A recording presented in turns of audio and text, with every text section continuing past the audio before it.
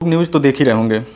Middle east पूरा अब राख बनने के कगार पर जा रहा है धीरे धीरे, क्योंकि ईरान ने सैकड़ों की संख्या में मिसाइलें बरसाई हैं इजराइल और मिडिल ईस्ट में। सबसे दुखद तो अब उनके लिए होगा जो इस्लामिक भाईचारे की बात करते हैं। अब तो वो समझ ही नहीं पाएंगे कि वे सपोर्ट किसको करें, इस्लामिक भाईचारे को या जहां उनका स्वार्थ सध रहा है उन्हें।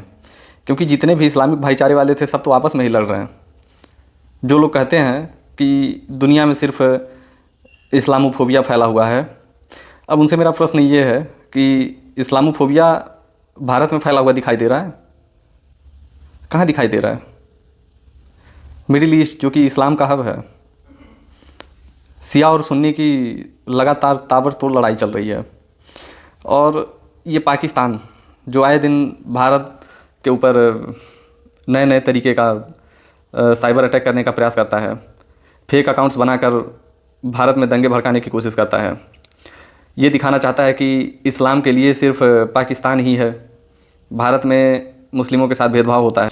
अभी आप ऐसे व्यक्तियों में हैं जो धर्म को लड़ाई का मुद्दा मानते हैं।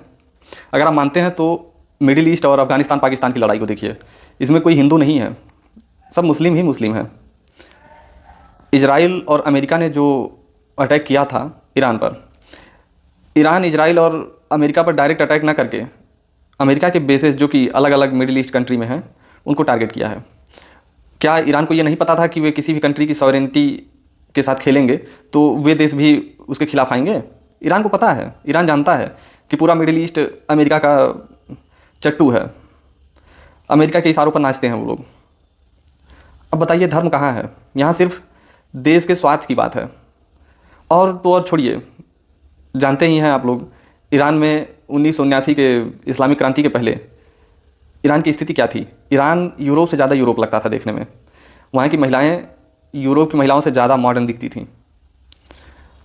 और इस्लामिक क्रांति के बाद ईरान कहाँ पहुँचा आप भी जानते हैं, देख ही रहे हैं दुनिया किस तरफ जा रही है।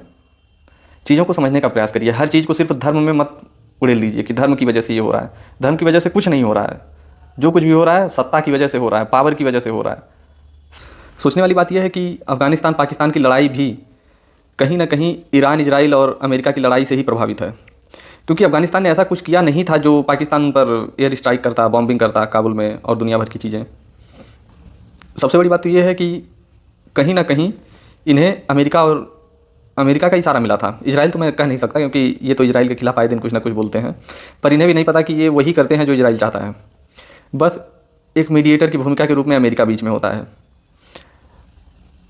अमेरिका ने ही पाकिस्तान को कहा होगा कि तुम अफ़गानिस्तान पर चढ़ाई करो, कैसे भी करके एक कॉरिडोर बनाओ बगराम एयरबेस तक और उसे कब्जे में लेके मुझे दो। और इजराइल का दबाव अमेरिका पर लगातार बढ़ता चला जा रहा था कि ईरान धीरे धीरे करके न्यूक्लियर बम हासिल करने की तरफ जा रहा है। यहाँ भी अमेरिका को कुछ ना कुछ करना ही था।